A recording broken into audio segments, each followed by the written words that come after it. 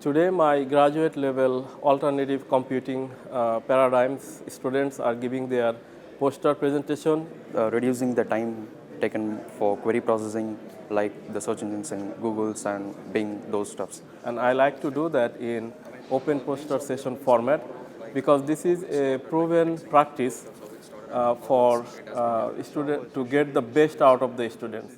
We had idea of using the GPU instead of CPU. It is like 1,000 times faster than the CPU. There are external judges, and this is a more realistic scenario. My project is basically about breast cancer detection and earlier detection. We're using some high performance computing techniques. So we're using like image processing and machine learning techniques to detect breast cancer as much early as possible. There is still a lot more processing to be done to extend this project further. This kind of practice is really helpful for getting the best out of the students.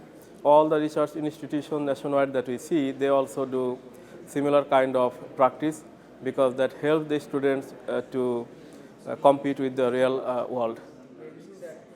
This is something different that Dr. Zaman has given us an opportunity to present something in front of everybody. So hopefully by the end of this year, maybe we can defend on a topic. That's what we are expecting to do.